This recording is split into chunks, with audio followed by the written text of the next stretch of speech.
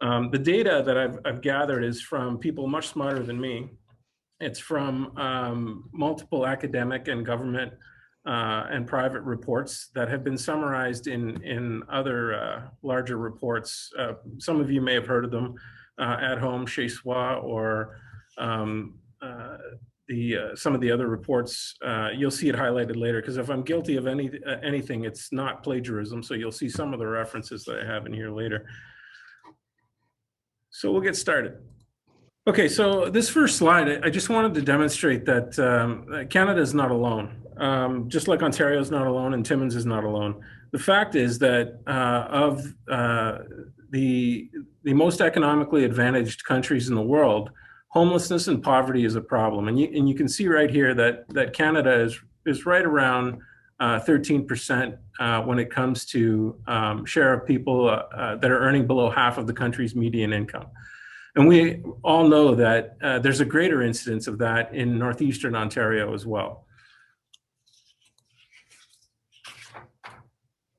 And this is, just thought this was some interesting data as well, because people often equate the fact that if you're working full-time, that you can make ends meet. But the fact is that minimum wage earners can only afford 1 or 2 bedroom apartment in just 24 neighborhoods out of 795 that were analyzed in the Canadian Centre for Policy Alternatives study.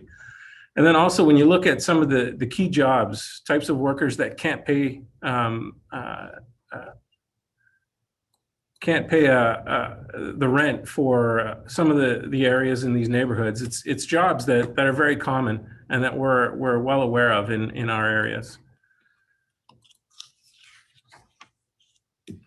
So here's some data. On an average night, 35,000 Canadians are experiencing homelessness, and that you can see the numbers there. I'm not going to read them out. 235,000 per year. If you jump to the bottom 2 bullets, it shows that according to the last census, the measurement of households that are in core housing need, which is basically 3 different criteria, which is housing suitability, housing affordability, and appropriateness. So depending on the size of the family. And that indicator is important because it dictates the amount of funding that we receive. So you can see at the bottom, Timmins with 2,135 households out of 17,000 occupied dwellings, we're right at the national average of 12%.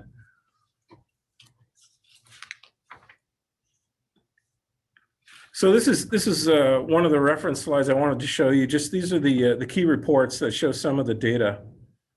And perhaps to set the tone moving forward, I want to give an analogy, because much of what you're going to see and hear me speak to is the flawed policies that focus on serving homelessness instead of ending homelessness. And this, later on, you'll see how it's also a self-fulfilling prophecy, because the more we serve homelessness and don't implement strategies to end homelessness, it results in the requirement for increased costs to deliver emergency services. So, I mean, think of it, you're in your house and something breaks down, you got a faulty roof. You have to fix it right the first time. If you don't fix it right the first time and you patch it, it's going to leak again. You're going to have to spend more money eventually to fix another leak, and eventually the roof's going to fall apart and cost you a lot of money to fix the roof, not to mention all the damage that it's going to do to your house. This is what we've been doing in homelessness. We've been targeting different projects, different programs to try to create emergency shelter services, get people temporary accommodations instead of focusing on ending homelessness, so that we can take the funds that we're currently spending on homelessness and redirect those. So this is a pretty powerful slide. 4.5 billion, and this is dated. This was from 2007. When we apply a conservative inflation factor of 1%, that grows to 5.1 billion in 2020.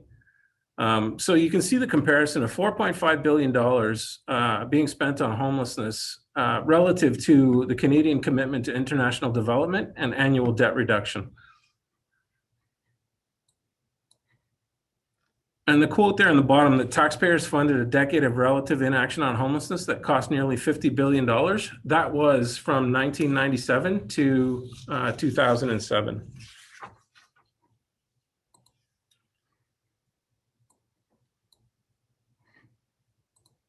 Oops.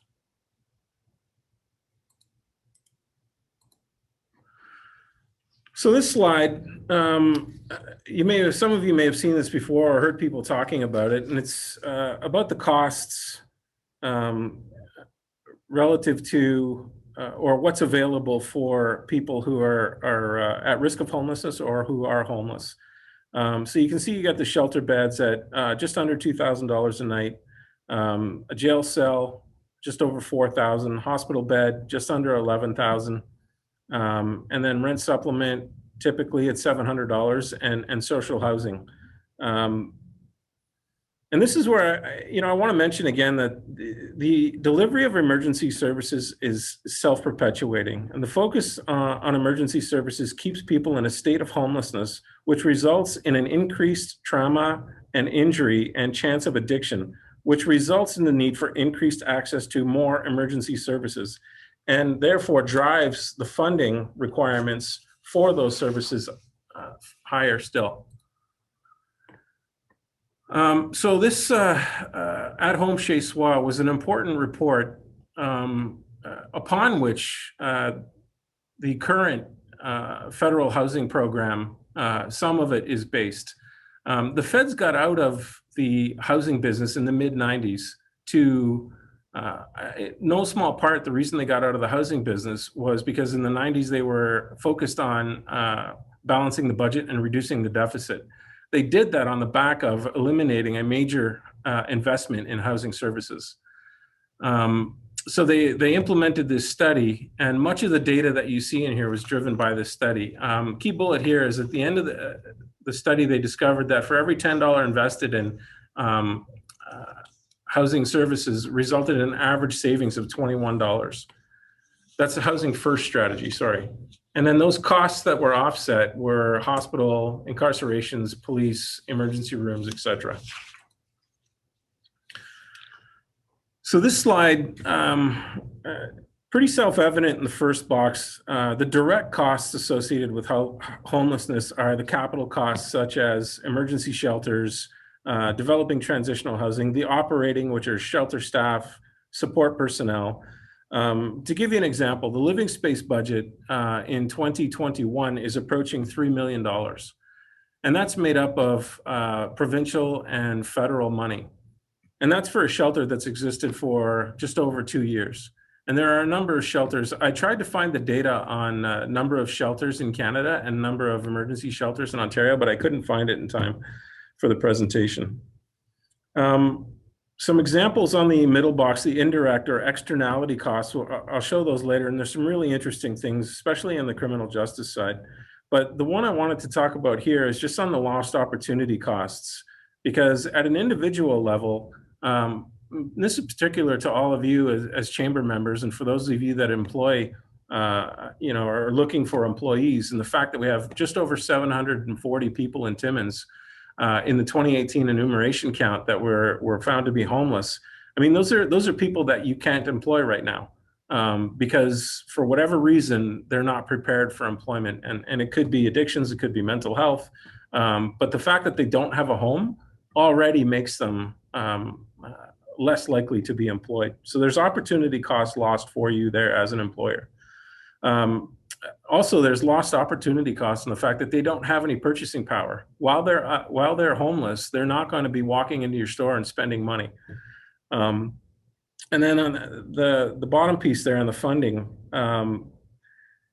this is a cost that no one refers to often because it's almost impossible to quantify. But the fact is that if we did end homelessness, all of that money could be directed towards things like, we all know there are pressures such as urban infrastructure, transit, green energy, social issues like truth and reconciliation, or at the very least, it could be a tax cut, which in the end would put money in the pockets of people that could be spent in your businesses.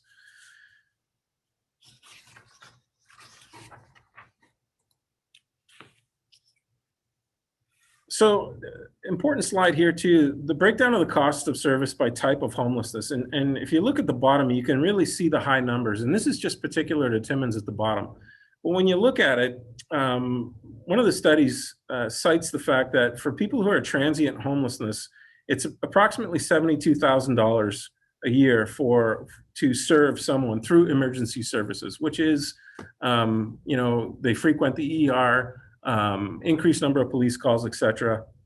And then for somebody who's chronically homeless, that grows to 134,000. When you apply the cost factor to get us to 2020 numbers, those costs grow to 81 and 150.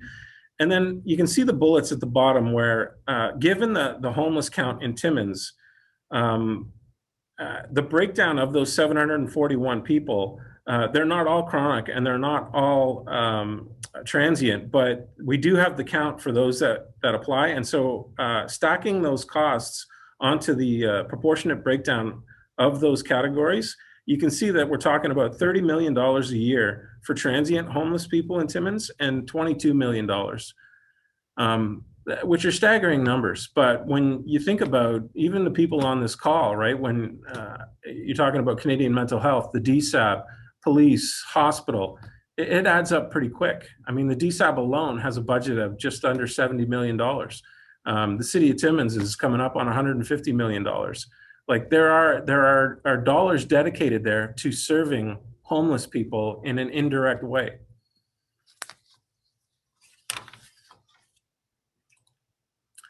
So one of the key areas, as per that last slide, was the health costs, and this just shows the difference between housing somebody and having that person spend time in a hospital.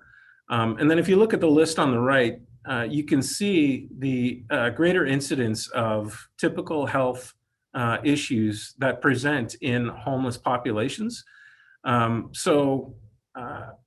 of these represent additional costs to our healthcare system.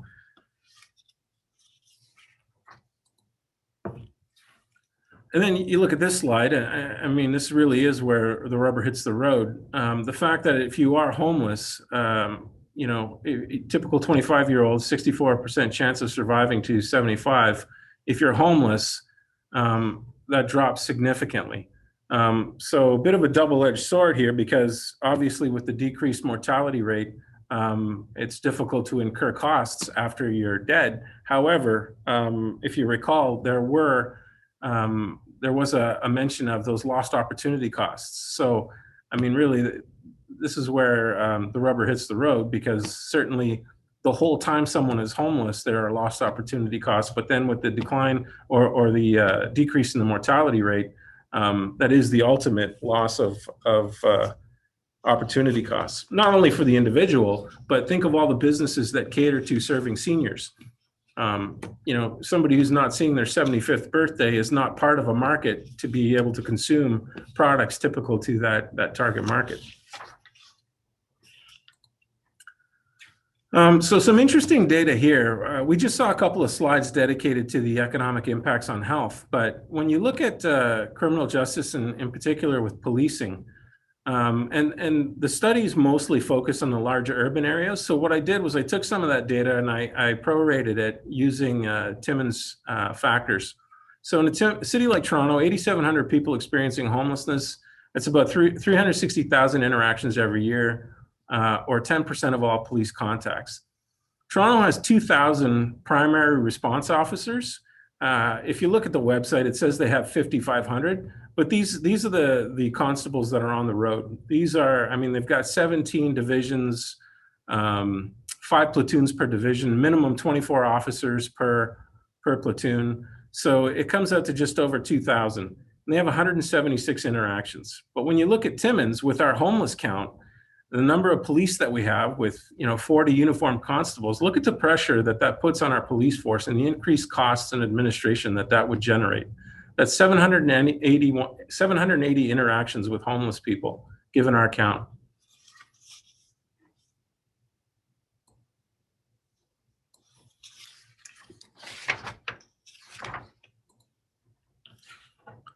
Some more interesting data, and this is just, if you look at the bold numbers,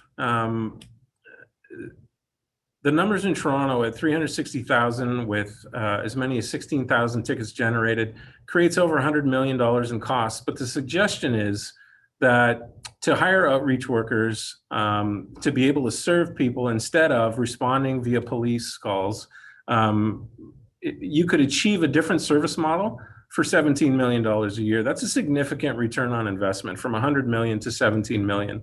This has not been put into place. This is just still policy consideration, but certainly you can see it, the last presentation put on by Chief Gauthier, we're making efforts here as well with the outreach teams, mobile response units.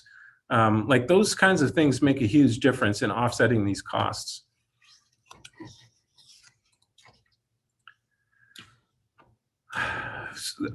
Here's a good example. I wanted to put this in there because this kind of cost and inappropriate strategy implemented is a direct result of policy that was put in place to respond to complaints from business owners, public, you name it. This was Safe Streets Act, which was put in place to decrease panhandling and squeegeeing in the city of Toronto. So you can see that 67,000 tickets were issued. It cost over $4 million, and over 11 years, only $8,000 in fines were paid. That's a return of 0.2% at 16,000 hours of police time. So we have to be careful about the kinds of policies that we implement because they have significant economic consequences, despite the fact that political decision makers may make these kinds of decisions in what they think is the best interest of what people want at the time. But you can see it's just a poor investment and a good example of how we need to be careful. A secondary consideration here for the individual is that even though there's only $8,000 in fines that are paid, that debt stays with the person for as long as they don't pay it. So it represents one more barrier when that person is ready to not be homeless, that they still have this debt hanging around their neck, so that if they did manage to get into rent geared to income housing or you name it, this would follow them and they would have to make arrangements to be able to pay that.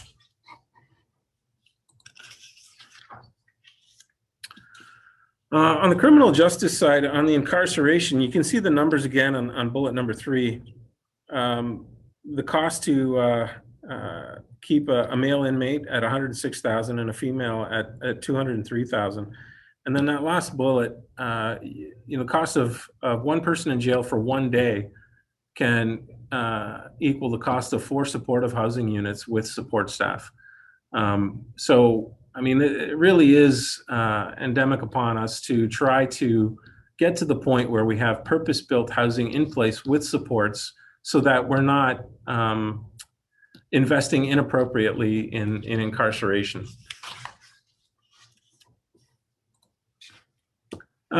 Some of the federal response recently, recall in the news,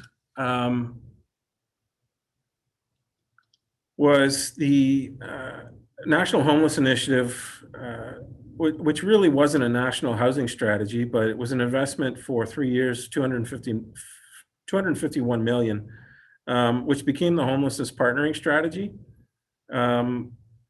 Again, that changed in 2014 to only a housing first approach, which I wasn't originally an advocate for until this year when in Timmins we, with the partnership of Living Space, DSAB, and Canadian Mental Health Association, found some success in housing 30 people from Northern College. So there was a silver lining in the pandemic in that it forced us to find an environment that wasn't traditionally employed for homeless people.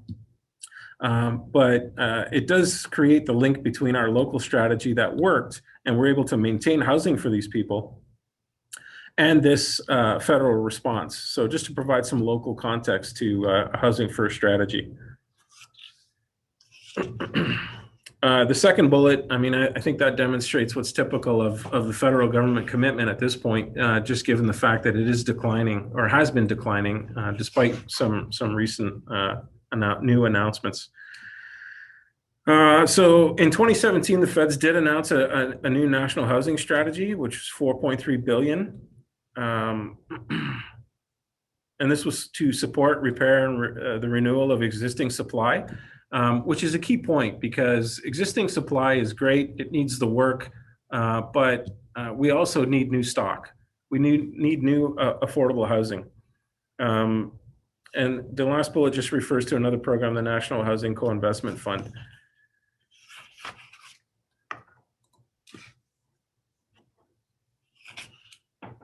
And then April 1st, 2019, it was announced for Canada's homelessness strategy, replaces the existing program. Reaching Home supports the reduction of chronic homelessness nationally by 50% by 2027, 2028. The goal in Timmins is to end homelessness by 2025. Much of, the goals associated with ending or reducing homelessness has to do with the definition. And chronic homelessness, I'll give you an illustration. 7 or 8 years ago, if somebody showed up in one of our towns, whether it was Timmins or Cap or wherever, and they had no place to go, we'd make some phone calls, get them a hotel room. They'd show up the next day, apply for assistance. We might get them a bus ticket, or we'd get them a unit with a landlord with rent supplement. So there really was no homelessness. Today, the profile of homelessness is much different, and we're not able to do those kinds of things. However, that's the kind of homelessness interaction we want to get back to. When we get back to those days, we will have considered homelessness at an end, where we can get somebody a unit after one night or a short hotel stay with the supports that they need.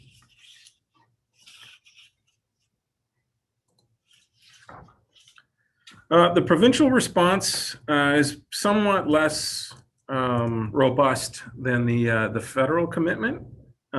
Typically, the province will not come out with new funding for capital. They, well, not typically, but they do only respond to federal commitments, and they'll match after coming to an agreement with the feds. They'll match dollar for dollar. In the meantime, the province does come out, or does have program funding, and you can see the numbers on here for the Community Homelessness Prevention Initiative. The total provincial allocation is 338 million, and in the Cochrane district, we received 1.3 million.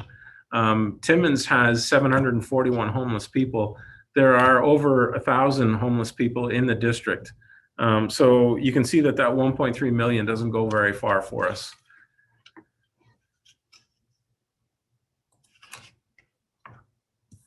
And then the municipal response. So we've got the emergency shelter in place. There's also a shelter in the town of Cochrane. We offer services. You probably saw in the headlines last week that we started with the primary care clinic back at Living Space, which is a key service that's required. We also have transitional units at those properties, which is part of the economic model, because the rents that are brought in from the transitional units actually pay for the homeless shelter operations. And then what's key here, though, is the service coordination, because you heard me refer earlier to a housing first model. Housing first model won't work without coordinated services. It won't work with mental health and addictions workers managing the caseload of the people that get housed in the units. And it really is, I think, something we're coming to understand is a hands-on case management model that's required. It can't be done over the phone, and it can't be done, from an office. It's got to be a face-to-face relationship. Some of the other strategies that we have in place are the upstream. We have the Youth Wellness Hub and the food security and nutrition and education that we've recently launched. The reason why these are important to mention in an economic presentation is that, if you recall earlier slides, I talked about the problem with focusing on emergency services. We need to focus on strategic planning upstream so that we can avoid the 10-year-old today from becoming homeless 6, 7, 8 years from now. Because if we don't focus on that, we will never end homelessness. So, we do get regular updates from the food banks about the number of children that attend, and that's a critical piece, because we need to start to focus on how do we keep or minimize the number of families that are required, to use food banks. And the fact that we have 14% of the population in Canada registered with food banks it will make it a challenge, but nonetheless, it's something we need to work on.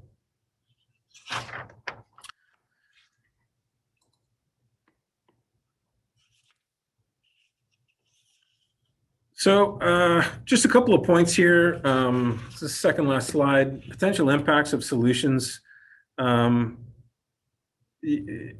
By individual, if we can provide the appropriate supports to someone who would otherwise become homeless, the lifetime savings to the system is $350,000 per person. I mean, that's an average, but and you can dispute the the accuracy of these numbers, but something that can't be disputed is the fact that they are significant numbers. I mean, when we're talking about $30 million or $50 million in Timmins, whether it's 30 or 50, it's still millions of dollars in Timmins that could be spent someplace else on improving some other service. The fact that we're talking about $5 billion nationally is still billions of dollars that could be directed to another source. And like I said, as business owners and chamber members, at the very least, if it was a tax credit,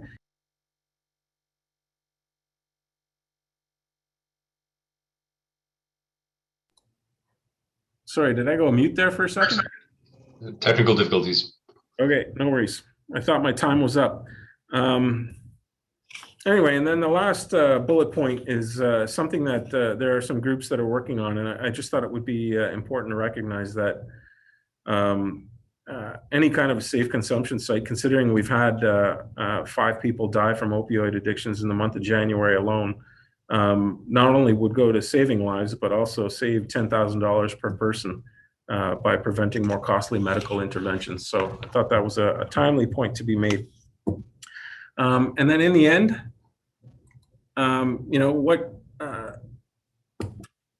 my position here is just that progress is impossible when you're in damage control. I'm not sure that business, not only in Timmins, but Northeastern Ontario and Canada, for that matter, can ever fully thrive until we end homelessness. And so I think together, because the private sector plays a big role in enabling that as well, together we can get it done. And Timmins can be an example for other cities. Final question. Presentations, I like to point out personal accountability. Because you may ask yourself, like, what can you do, or how can you get involved? And the most tangible way really is to get informed and get involved. And if that, if this just triggers the interest in knowing more about the expenses that go into serving homelessness when it doesn't have to be this way, use that and do the research, do the homework, because 2022 is an election year. And we need to hold political decision makers at the province and at the federal levels accountable, so that we do have a coordinated national housing and homelessness strategy, and that the province buys into that, because we certainly can't end homelessness sustainably without the feds and the province. The DSAB is largely funded by municipalities based on a finite or declining property tax base, not like the province and the feds that are funded by a growing income tax base. So anyway, that's the end of the presentation, and happy to take any questions. Well, thank you very much, Brian. Again, a lot to definitely ponder on, and certainly the issue of homelessness in our community it does feel like an overwhelming problem to solve, no doubt about it. And I mean, as myself, a business owner, and the other business owners around the virtual room today too, many probably would share that sentiment as well. So that's actually one of the questions that I do see here in the chat box, Brian. It's the first one, and you've kind of alluded a little bit to this in your final statement here. Tanya Klutze was asking, and I think other people are probably asking the same thing, is what could we contribute? What can we do? I know you said we want you talk about getting involved, knowing more. Can you give us examples, details, thoughts about what some of those things could look like? Because I mean, I know we talk about donations, and that's great, but is there something more tangible, much more sustainable that we could be looking at doing? Well, first one is to do it through the chamber, because the collective voice through the chamber carries weight at Queen's Park.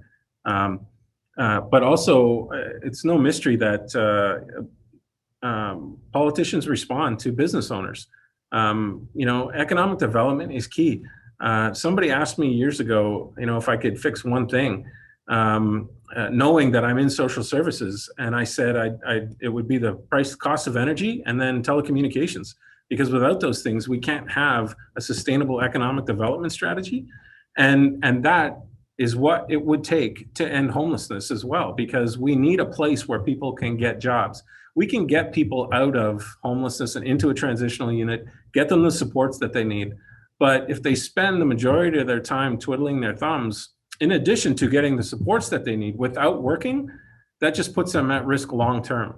So there is a path there, and we need employers, small business owners, large industry to work with the service delivery agents, whether it's mental health and addictions providers or social service providers, to fill out what that plan might look like for tangible opportunities. If we have people who are homeless who don't have a high school degree, well, can they be employed? Is there some other skill or job or something they can do? I mean, last year we put together a line cook program because you walk down Third Avenue, you could see everybody was looking for support in the kitchen. I mean, that's a good way to do it, where if we had private sector working with us to lobby provincial government for funding for those kinds of programs, that would be a good step forward to ending homelessness, because we'd be providing meaningful employment for people. Right, absolutely, great points there. And obviously ideas are going in my head of that certainly we can talk about on another day for sure. But another question that has come up here in the chat box, Brian, was I guess it's related back to some of the statistics that you did provide and the numbers there. And Rita Delaurie from the Literacy Network is just asking, why is there such a big difference in the cost between a male and inmate and female one? What's the rationale behind that? To tell you the truth, I'm not really sure. Okay, that's not a problem at all. All right. So another question, actually it's a follow-up to the first one that came out about what we can do, is Tanya Klutze is asking, how many homeless people were able to get permanent housing in 2020? Are you able to share those numbers? Yeah, I think we're right about 50. So the initial shutdown resulted in us moving 30 people into Northern College, into the residence, which provided the environment that was quite stable, and through supports with CMHA and Living Space, we were able to get them housed. And then since that, we had to move out at the end of July. Since the end of July until the end of January, I believe we've been able to house another 20 people. All right, well, that's excellent. That's great news. And it's good to hear the successes as well too, to be communicating those across the community as well. And again, I just want to invite everybody, if you do have other questions to add, you can certainly post those in the chat box, or again, unmute yourselves or put your hand up and we can certainly allow you to chime in as well too. So I'd like to maybe get back to a question that I do have for you, Brian, and you kind of alluded to this a little bit at the end of your presentation as well. So again, talking to our elected officials, as you mentioned, we have an election year coming up soon. In terms of what we should be asking them, or what it needs to look like in terms of voicing our political support for, is there something specific that we should be thinking about, wrapping our minds around, whether it's at a municipal, provincial, federal level? Maybe if you can just give us a bit more detail on that. I would take at least a two-pillar approach. One is, like I said, I'm not joking about the cost of telecommunications and the cost of energy. Because if we want business in Northern Ontario and people to settle here, to start businesses and have spouses and children who will participate in service industries or you name it, those costs have to come down. I mean, why would you be here if you could go 40 minutes east and pay pennies on the dollar for energy in Quebec? So that's one. And the reason why I say that is whether we're talking about homeless people or seniors or you name it, we need personal support workers. We need healthcare aides. We need mental health aides. We need all kinds of workers, and they don't come alone, right? Like, so the family needs economic benefits, and there has to be jobs for more people. Because the second pillar would be that we ask for investments in services. And the way we make that attractive is to stay away from the capital, because we can build. We have commercial private lenders. We have access to government, existing government funding for capital. We can get that done. So the province and the feds need to invest in services. We need the supports in place through Canadian Mental Health, all of our addiction service providers. We need the services in place because tenancies cannot be secured without those services.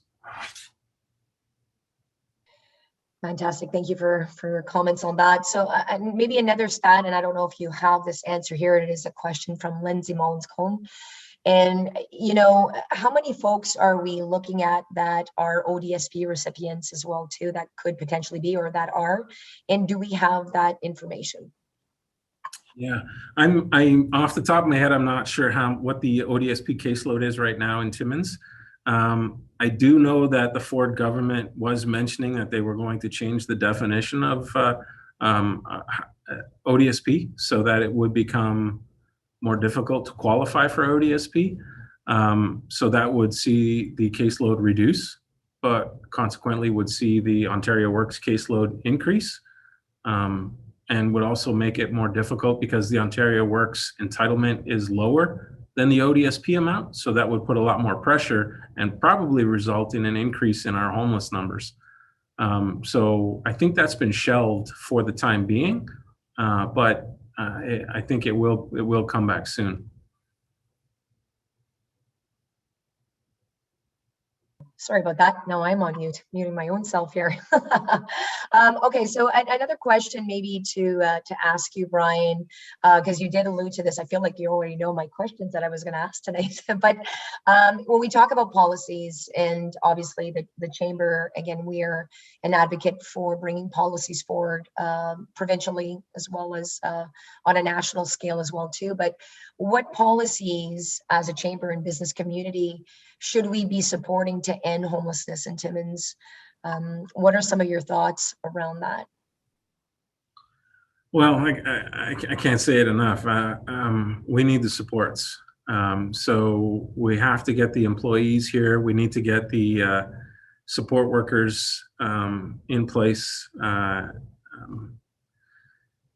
And that's just good. It's just because it provides so much employment. It's bad that we have 740 people homeless, which is probably a low number, and that's just Timmins.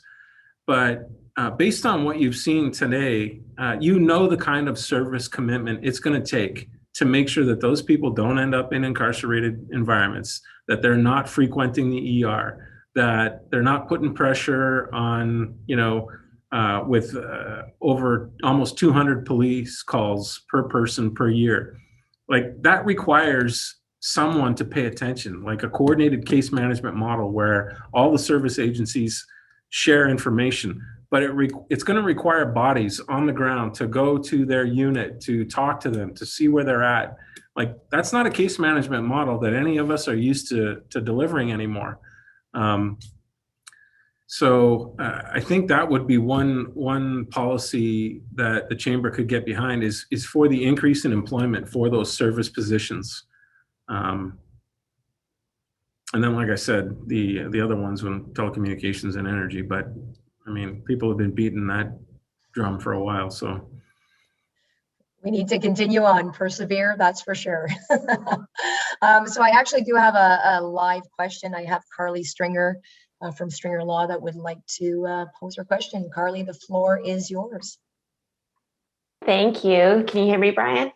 Yeah. Okay, and hopefully you don't hear any kids screaming in the background. But you mentioned Timmins looking to end homelessness by 2025. How do things stand in terms of that goal? Where are we? Is that still attainable? I believe it is for a couple of reasons. One is I think our experience in 2020 was a real eye-opener. So picture the winter of 2019 to 2020, just before COVID started. We were seeing 85, 90 people a night. We had to get the gymnasium at Timmins Native Friendship Center to be able to house everybody. The fact that we've been able to house 50 people has eliminated part of that capacity issue. And the fact that we were able to keep those people housed to reduce the recidivism has allowed us now to focus on a lower, like I think for January, we're averaging 28 people a night. So significantly different numbers, which means we can focus more in that regard. So I think we've taken a step forward. That's not to say there still aren't some pretty significant challenges. Like Timmins is a regional center.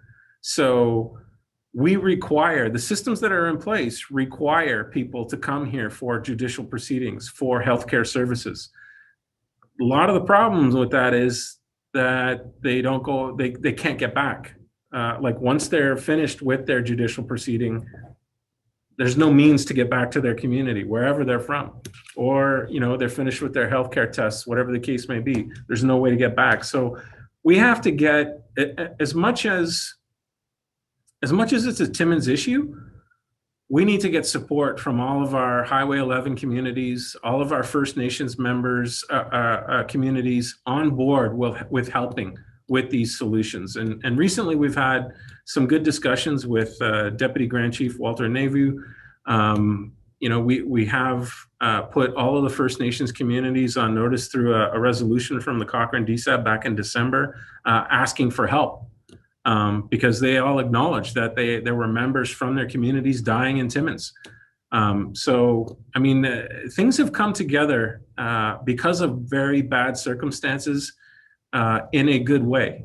Things have come together, and I think we've taken a step forward to realizing that goal in 2025. Wonderful, thank you, Carly. Another question for you here in the chat box, Brian, from Carol Hart. I'm sure you know who Carol is. So thank you, Carol, for asking your question as well. Her question is what type of assistance do those who are homeless express as their priority need?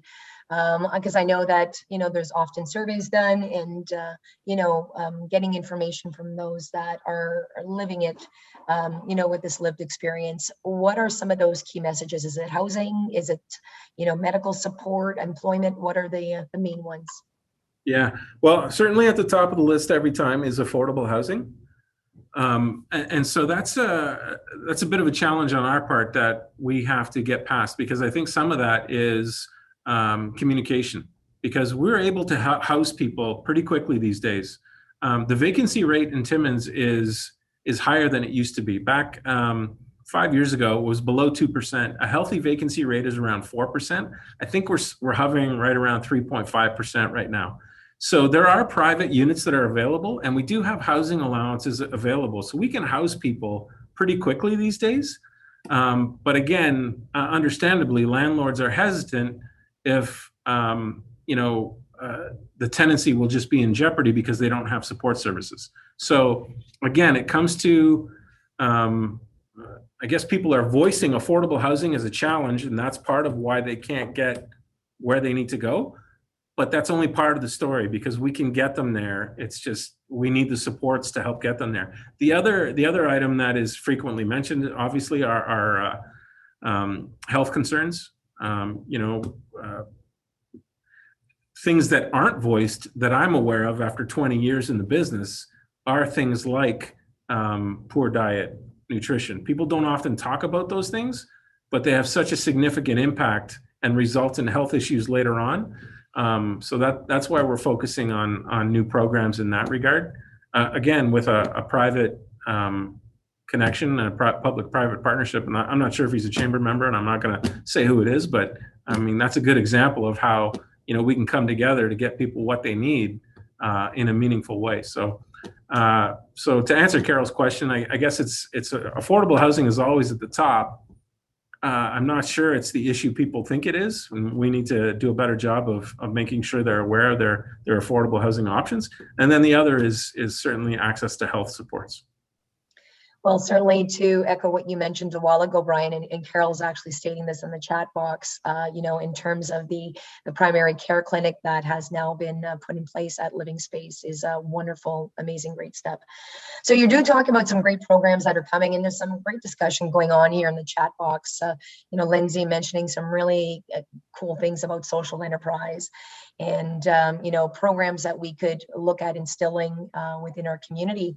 I guess I'm just wondering, is there some ideas on the horizon there for you, or things that you'd like to see happen, or are there things in other communities that, you know, that have been evidence-based that they're doing fantastic with, that, you know, could be some models that we can tweak and adopt to our own, you know what I mean, our own community here? Yeah. Well, actually, it's funny you mention it, because we did purchase a property in downtown Timmins. It's a pretty high-profile property, and the benefit of being the largest landlord in northeastern Ontario is that we can leverage our capacity as a landlord for residential units in urban areas to be able to pay for spaces that typically smaller businesses wouldn't pay for, right? Like, so we can carry the cost of open space to be able to offer social enterprise programming as incubators for businesses to come in, or to start businesses, whether it's, you know, catering business or whatever the social enterprise business might be. We have space for that is paid for through the rents that we charge for the residential on the other level. So there is a model in place. We are looking, you'll see renovations happening in the spring. There is a new brand. It's not DSAB housing. It's a different brand, because we don't want people to associate. You know, people have opinions about the DSAB, and it's a different business altogether. It's a different model. I'm excited for the opportunities. We have hired our first person directly responsible for housing development, and this includes those kinds of programs to make the space available for community partners to launch social enterprise initiatives and things like that. So stay tuned for more on that, because I will be relying heavily on our private sector partners. Well, that's fantastic news. I'm glad. I can't wait to hear the rest of that once that all comes out, for sure. All right, so we have one last question to end our Q&A here, and I'm going to pass it over to Cameron Grant as his last question. Hi, Brian. Thanks so much. We know that homelessness obviously is a very complex issue.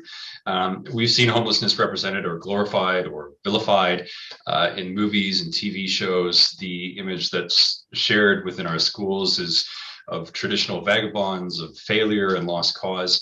You know, we know the power that imagery and communication plays in awareness. Is there a banner campaign that we could all adopt as leaders in our community? You know, what would that look like to you? Well, I think Timmins.CARE is a good place to start. I mean, although that is not dedicated to homelessness alone, it's a platform for information and fact. So, I mean, you started your question by talking about what we see, you know, is glorified on television or in movies. I think getting behind that, and don't get me wrong, Timmins.CARE is not done. Just because we created the website and it's the forum for information, there's more to come. In May, we will have a Timmins.CARE week, and we're going to want everybody on board with that. Everybody in town, all the chamber members, if you have a sign, we want to see Timmins.CARE on it. We're going to piggyback a community cleanup with it. You know, it's going to be an opportunity for every charity in town to use that banner to try to raise funds for their cause. You know, so that might be something that chamber and the chamber members can get behind, because it's solid. Timmins.CARE, you know, everything you need to know of value is in the name. Yeah, absolutely, for sure. Wonderful. Yes, and the site is definitely organically evolving for sure into something wonderful.